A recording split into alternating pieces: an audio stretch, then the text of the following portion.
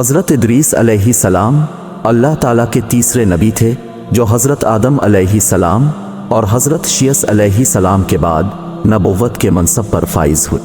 حضرت شیس کا انتقال ہوا تو کچھ عرصے بعد ان کے پیروکار بہت محدود تعداد میں رہ گئے۔ قابیل کی اولاد نے کفر و شرک، بدکاری و بے حیائی کا بازار گرم کر رکھا تھا۔ زناکاری اور شراب نوشی عام تھی۔ پاکیزہ رشتوں کی پہچان ناپید ہو چکی تھی۔ بتوں کی پوجا اور آگ کی پرستش ہو رہی تھی۔ گویا دنیا پر شیطان اور اس کے حواریوں کا راج تھا۔ حضرت آدم علیہ السلام کی قائم کردہ شرعی حدود اور اللہ کے احکامات کو پامال کیا جا رہا تھا، اور یہی وہ وقت تھا کہ جب اللہ تعالیٰ نے اس بگڑی قوم میں ایک نبی مبعوث کرنے کا فیصلہ کیا اور اس عظیم منصب کے لیے حضرت ادریس علیہ السلام کا انتخاب فرمایا۔ حضرت ادریس علیہ السلام میں وہ تمام خوبیاں موجود تھیں جو اللہ کے نبی میں ہونی چاہیے۔ آپ علیہ السلام حضرت آدم علیہ السلام کے دین کے پیروکار، نہایت عبادت گزار، متقی، پرہیزگار اور انتہائی سچے انسان تھے۔ نبوت کے منصب پر فائز ہوتے ہی آپ علیہ السلام نے اپنی قوم کے بھٹکے ہوئے لوگوں میں واعظ و تبلیغ کا کام شروع کر دیا، لیکن راہ ہدایت کا یہ درس اور نیکی کی باتیں ان لوگوں کو بہت ناگوار گزرتی، چنانچہ وہ آپ کے دشمن ہو گئے۔ آپ علیہ السلام اور آپ کے پیروکاروں کو طرح طرح سے اذیتیں دینے لگے، یہاں تک کہ آپ نے ان کی اذیتوں سے تنگ آ کر بابل سے ہجرت کا ارادہ کر لیا اور اپنے پیروکاروں کو اپنے اس فیصلے کی اطلاع دی۔ چونکہ بابل دریائے فرات اور دریائے دجلہ کے کنارے ایک سرسبز و شاداب علاقہ تھا، لہذا لوگوں کے لیے اس علاقے سے ہجرت کرنا خاصا مشکل فیصلہ تھا، اور انہوں نے اس حوالے سے تحفظات کا اظہار بھی کیا۔ لیکن پھر حضرت ادریس علیہ السلام کے سمجھانے پر وہ لوگ آپ کے ساتھ ہجرت پر تیار ہو گئے۔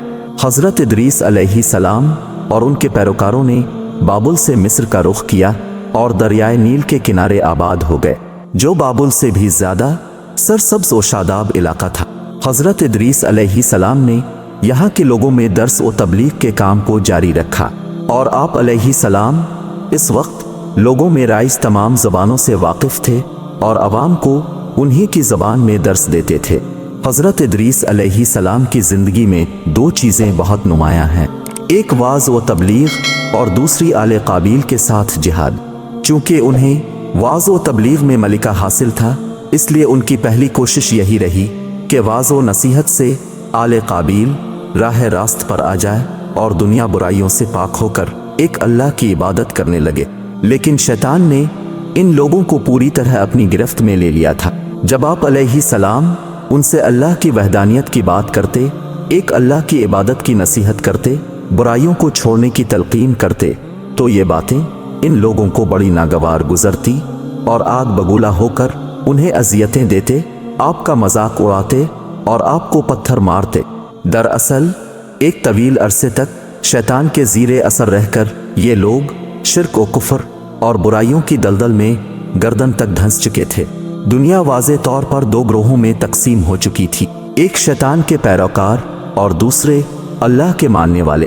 حضرت ادریس علیہ السلام اس صورتحال پر بڑے دل گرفتہ اور پریشان رہا کرتے تھے۔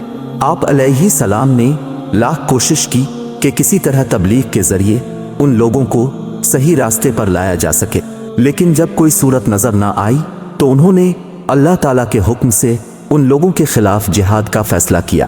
انہوں نے اللہ اور اس کے پیغمبر پر ایمان رکھنے والے نوجوانوں کی ایک جماعت کے ساتھ مل کر آل قابیل کے ساتھ جہاد کیا، جس میں اللہ تعالیٰ نے انہیں کامیابی عطا فرمائی اور بہت سے لوگ دین حق کی جانب راغب ہو گئے۔